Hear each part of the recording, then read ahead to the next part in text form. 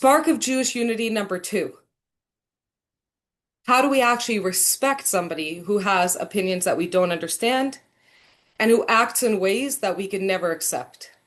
How do we respect that person anyway? And not just how do we tolerate them? How do we respect them? How could we actually love them? How could we actually desire? How could we actually desire to be in their presence?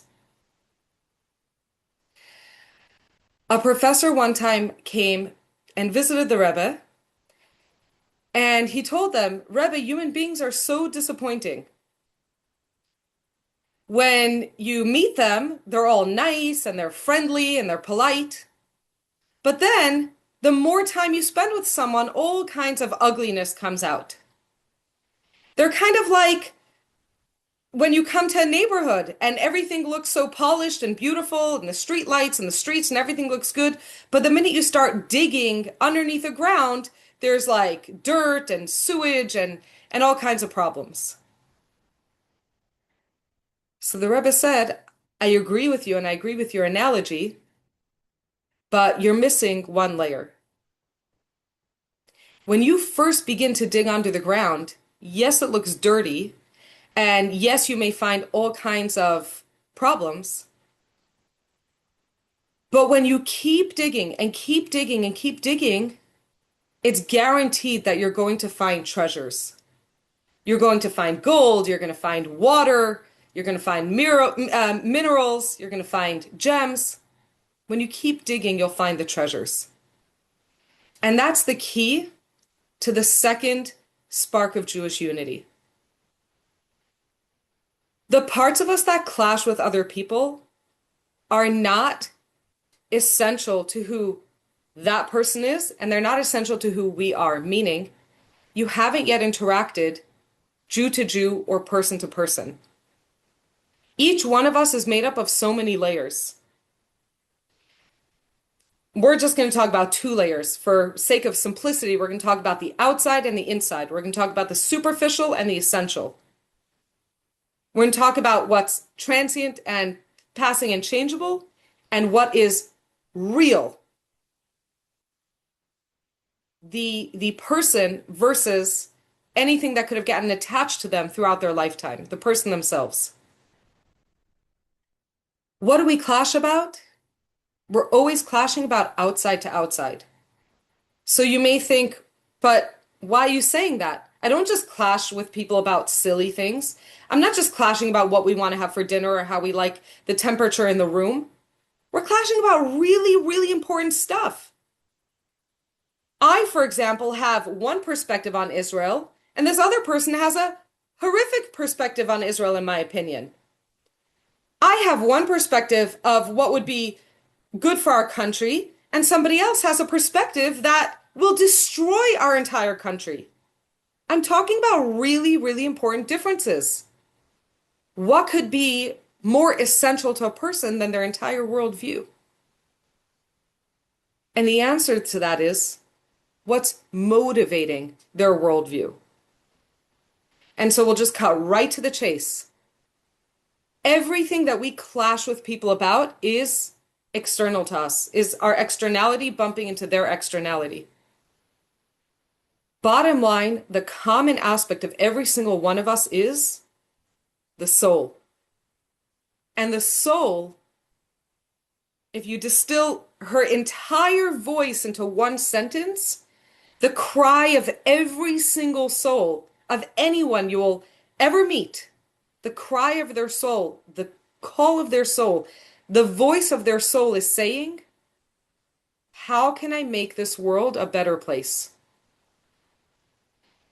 If they have a perspective that you disagree with, think about what's actually motivating their perspective. Did they wake up this morning and say, wow, I want to destroy our country?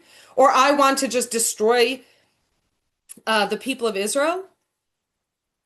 That's probably not how they woke up that morning. They probably woke up that morning and felt, or maybe not that morning, maybe they forgotten, but when they were first born, when they were first brought into this world, when they could hear the voice of their soul, what was their soul saying?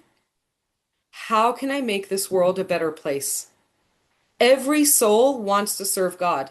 Every soul wants tomorrow to be better than today. Every soul wants that the world should not have suffering anymore, that the world should be a place of unity, that the world should be a place of safety, that the world should be a place of abundance, that the world should be holy, that the world should be good. So you bump into someone who has a perspective. Think about it for a second, meditate on it, think about who it is that you want to apply this to. Think about the opinion that they have. You're used to thinking their opinion as ignorance. You're used to thinking of their opinion as destructive. You're used to thinking their opinion as malicious. Can you examine their opinion again and think to yourself, is it possible that what's driving their opinion is a desire for the world to be a better place?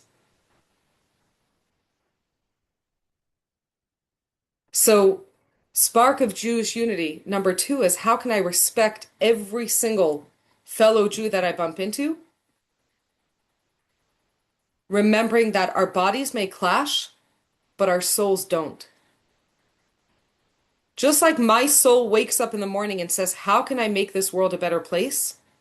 Her soul or his soul woke up this morning and said, how can I make this world a better place?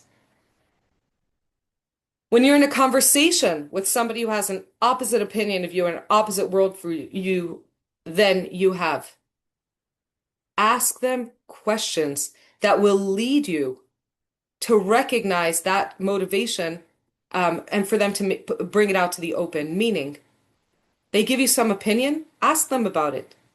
Why do you want that? What is going to happen if that comes about? What's your vision? What do you want to see happening in the world? And you will find that you share a lot in common because all they want is to end suffering. All they want is that tomorrow should be better in the world than it is today. Respect comes from making the soul more important than the body. Respect comes from recognizing that when I'm afraid of somebody else's opinion, there's something that my body is living in fear of. But if I can come back and recognize, wait, my soul is here for a purpose. My soul is here for a mission. My soul is here to make the world a better place. But her soul is also here for a purpose and a mission and to make the world a better place. Can we connect on the level of our soul? Can I try to find out how her opinion is a reflection of her desire to make the world a better place?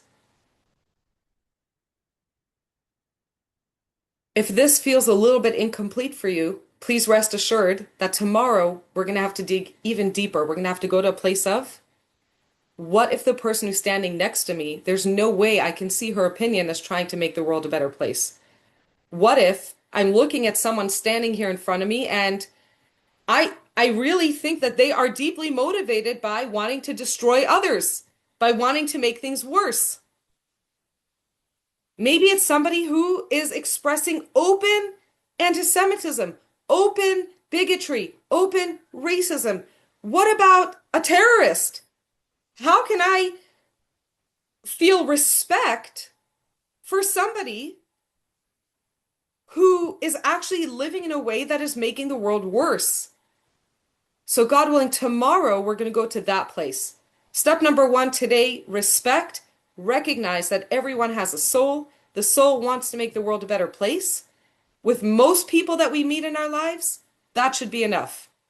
Remembering, wow, like this person was a child once. This person knew that they want to make this world a better place. This person desired for things to be good. And then tomorrow, God willing, Jewish Spark of Unity number 3, we're going to discuss what if I cannot find that part of their soul? What if they just don't live that way right now at all? They're being a bully, they're being a terrorist, they're being malicious, they're causing all kinds of problems in the world and for themselves and for their neighborhood and for others. That will be Spark of Unity number 3. But Spark of Unity number 2 is, let's stop allowing our bodies to clash by going deeper, and let's allow our souls to unite by discovering that the motivation that is driving another person is a desire for the world to be a better place.